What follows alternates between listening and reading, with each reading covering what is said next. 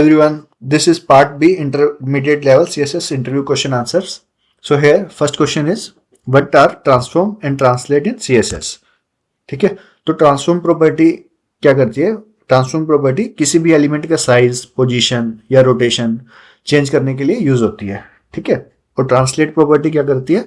ये एक टाइप का ट्रांसफॉर्म है. ठीक है, जो एलिमेंट को एक्स एक्सिस और वाई एक्सिस पर मूव करता है. ओके, हम एक एग्जांपल से समझते हैं. सो हम क्या करते हैं, एक बॉक्स बनाते हैं. स्टाइल एक बॉक्स बनाते हैं पहले हम. ठीक है, जिसमें हम विड्थ और हाइट देके 100 पिक्सल विड्थ दे दी और let's wait width 100 pixel. Similarly हम हाइट भी 100 पिक्सल देते हैं बॉक्स की. एक स्क्वायर बॉक्स बनाते हैं. ठीक है, उसका हम बैकग्राउंड कलर दे देते हैं लेट्स से ब्लू. ठीक है, और हम अब यूज करेंगे ट्रांसफॉर्म एंड ट्रांसलेट प्रॉपर्टी. ठीक है, transform translate 50 pixel let's say it give 100 pixels. ठीक है, तो इसमें 50 पिक्सल्स क्या चीज है? ये होगी हमारी एक्स एक्सिस. ठीक है, 50 पिक्सल हो गया हमारा x equals to 50 px. Okay, and similarly y equals to 100 px. Okay, तो जो ये हमने क्या किया है, जो ये ट्रांसफॉर्म है, ठीक है, ट्रांसफॉर्म प्रॉपर्टी क्या करेगी?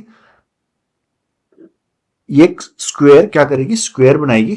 ठीक है, और इसको 50 पिक्सल राइट करेगी और 100 पिक्सल डाउन को शिफ्ट कर देगी. ठीक है, 50 पिक्सल हमारा राइट को शिफ्ट करेगी और ये 100 पिक्सल्स हमारा डाउन को शिफ्ट करेगी, क्योंकि हमारा एक्स एक्सिस है 50 पिक्सल और वाई है 100 पिक्सल्स. ठीक है, तो एक एग्जांपल से देखते हैं, रन करते हैं इसको हम ब्राउजर में.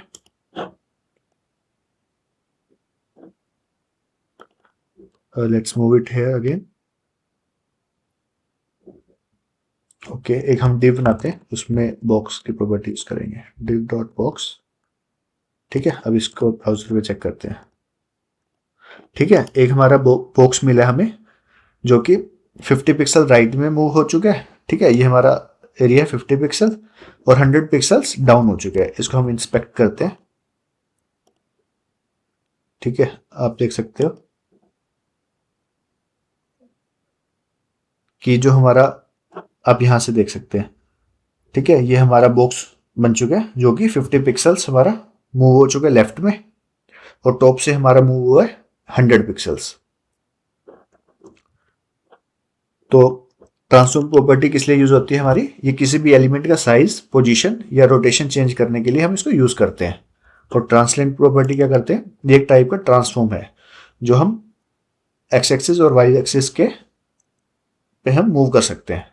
ठीक है, so now coming to next question. What are CSS animations and how they are different from transitions? So transitions क्या करते हैं? ये एक स्टेट से दूसरी स्टेट में स्मूथली ले जाते हैं हमें. ठीक है, और एनिमेशंस क्या करते हैं? मल्टीपल स्टेप्स में चेंजेस दिखाते हैं. ठीक है, जैसे स्टार्ट से लेकर एंड तक वो हमें मूव होता हुआ दिखेगा. ठीक है, वो मतलब हमें स्टेप्स में चेंजेस दिखाएगा. और ट्रांजिशंस क्या करेगा? एक स्टेट से दूसरी स्टेट में स्मूथली लेके जाएगा हमें. एक हम एग्जाम्पल से मैं आपको समझाता हूँ कि ट्रांजिशन और एनिमेशन में क्या डिफरेंस रहता है. ठीक है, ये हमारे पास बॉक्स हो गया. अब हम इस बॉक्स पे प्रॉपर्टी लगाते हैं. हमने बैकग्राउंड कलर ले लिया ब्लू, हाइट विड्थ ले ली. ठीक है, अभी हमने ट्रांसफॉर्म प्रॉपर्टी यूज कर रहे थे, अब हम यूज कर रहे हैं ट्रांजिशन प्रॉपर्टी.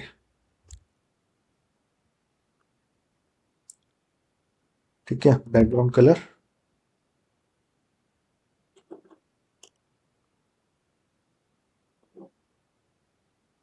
जो हमारा बैकग्राउंड कलर है उसको हमें 5 सेकेंड्स के अंदर मतलब स्मूथली चेंज करना है उसको. ठीक है,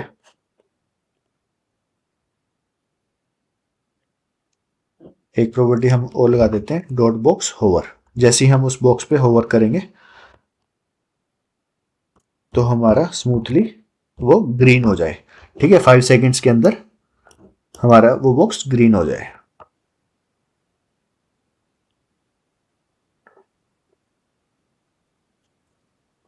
जैसे ही हम माउस ओवर करेंगे उस बॉक्स पे तो हमारा धीरे धीरे 5 सेकंड्स के अंदर बैकग्राउंड कलर बॉक्स का ग्रीन हो जाएगा। ठीक है, let's see it in the browser. ठीक है, ये हमारा बॉक्स है, इस पर हमने होवर किया, देखो 5 सेकंड्स में ग्रीन हो चुका है ये। ठीक है, that's how we use transition. Mouse hover करते वक्त इसका ट्रांजिशन स्टार्ट हो गया, 5 सेकंड्स में वो ग्रीन हो चुका है। ठीक है,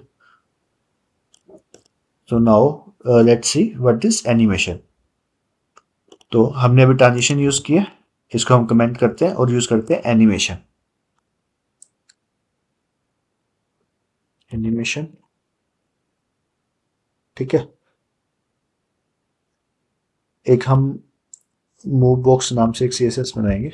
ठीक है, मूव बॉक्स लिखते हैं 2 सेकेंड और let's say infinite times repeat होए।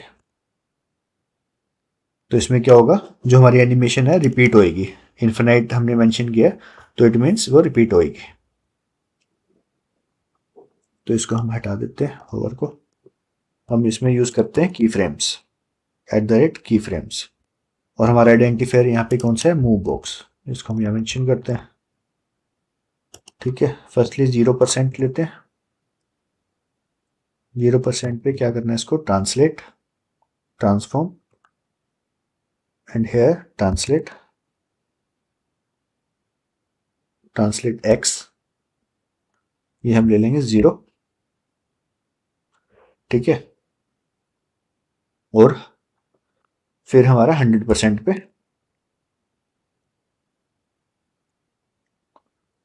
सेम हम इसको कॉपी करते हैं, पेस्ट करते हैं, ट्रांसलेट एक्स अब ले लेते हैं 200 पिक्सल्स।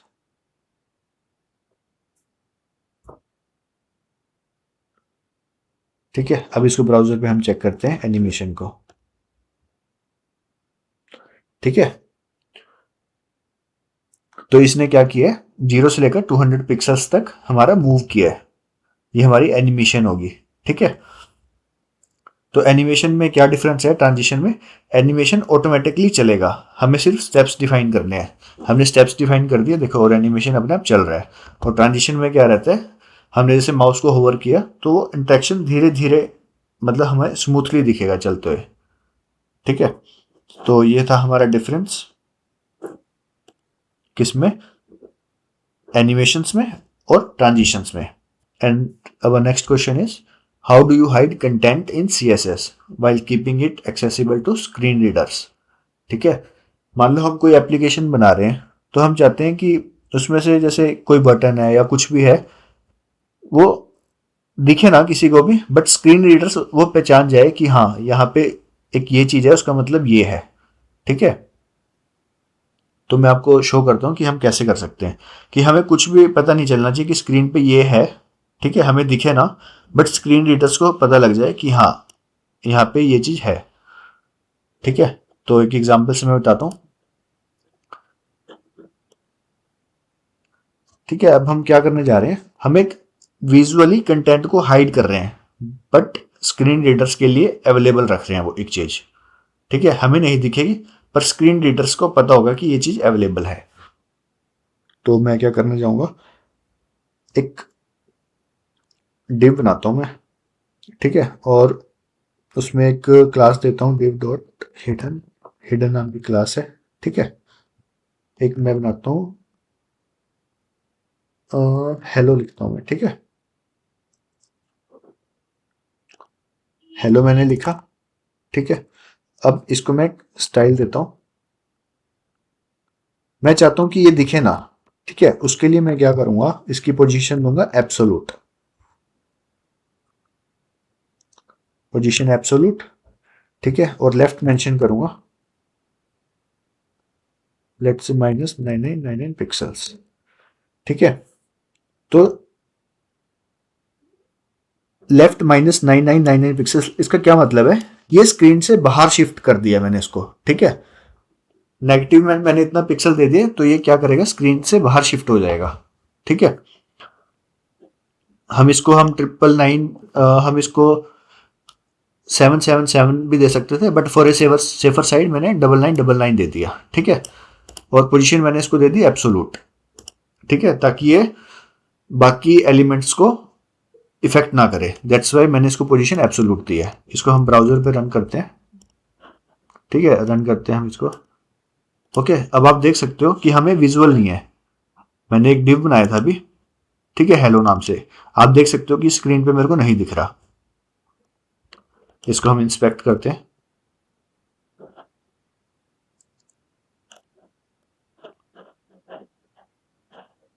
ठीक है, एक हमारा हिडन नाम का डिव है। हमने लेफ्ट क्या मेंशन किया हुआ है, 9999 पिक्सल्स।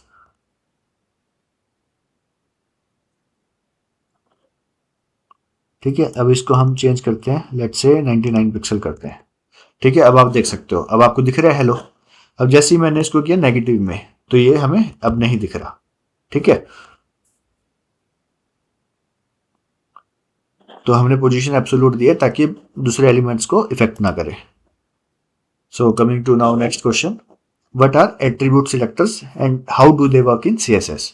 सो एट्रीब्यूट सिलेक्टर्स क्या करते हैं, एलिमेंट्स को उनके एट्रीब्यूट्स के बेसिस पर टारगेट करते हैं। ठीक है, जो भी एलिमेंट्स होंगे उनके जो एट्रीब्यूट्स होंगे उनके बेसिस पर उनको टारगेट करेंगे। एक एग्जांपल से मैं आपको बताता हूं। मान लो हमारे पास क्या है, एक है डिव, ठीक है, और उसके हमने अंदर यूज किए हैं input tag, input type is to text. ठीक है, अब हमें इस इनपुट एलिमेंट का बॉर्डर हमें चेंज करना है। ठीक है, एक स्टाइल टैग बनाते हैं, ठीक है, उसमें हम देंगे सीएसएस। देखो, तो अब मैं आपको एग्जांपल दिखा रहा हूं एट्रीब्यूट सिलेक्टर का। तो हमने इनपुट के टाइप किया है हमारा टेक्स्ट, इसको हमें टारगेट करना है।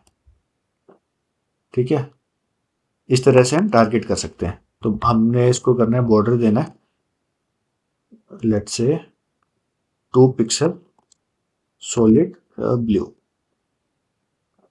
ठीक है, तो अब ये क्या करेगा, एट्रीब्यूट सिलेक्टर इस इनपुट को टारगेट करेगा जिसका टाइप टेक्स्ट है। ठीक है, टाइप टेक्स्ट इसका है, इसको टारगेट करेगा और उसका बॉर्डर चेंज कर देगा। क्या करेगा, बॉर्डर 2 पिक्सल सॉलिड ब्लू। इसको हम रन करते हैं। ठीक है, आप देख सकते हो इसने इनपुट को टारगेट किया, इनपुट एलिमेंट को, और उसका बॉर्डर ब्लू कर दिया। Okay, so now coming to the next question, how does the clip path property work and when would you use it. ठीक है, क्लिप पाथ प्रॉपर्टी क्या रहती है, ये एक सीएसएस प्रॉपर्टी है जो एलिमेंट को विजिबल एरिया होता है ना उसको क्रॉप करती है। ठीक है, एलिमेंट का जो विजिबल एरिया मान लो, ठीक है, हमारे पास शेप्स हैं, मान लो कुछ सर्कल है, एलिप्स है, पॉलीगॉन है। ठीक है, जो ये शेप्स हैं हम इनको बना सकते हैं किसकी हेल्प से, क्लिप पाथ की हेल्प से। ठीक है, एक मैं आपको एग्जांपल समझाता हूं। मान लो इसको हम कमेंट करते हैं, एक हम डिव बनाते हैं और उसको हम देते हैं क्लास सर्कल। ठीक है, सर्कल क्लास देते हैं और स्टाइल टैग में हम उस क्लास को डिफाइन करते हैं। क्लास क्या है हमारी, क्लास को हम प्रॉपर्टीज देते हैं कुछ, सर्कल को, सॉरी। ठीक है, हम देते हैं विड्थ, लेट्स से 200 पिक्सल्स। ठीक है, हाइट देते हैं हम 200 पिक्सल्स। ठीक है, हम बैकग्राउंड देते हैं रेड, बैकग्राउंड रेड। ओके,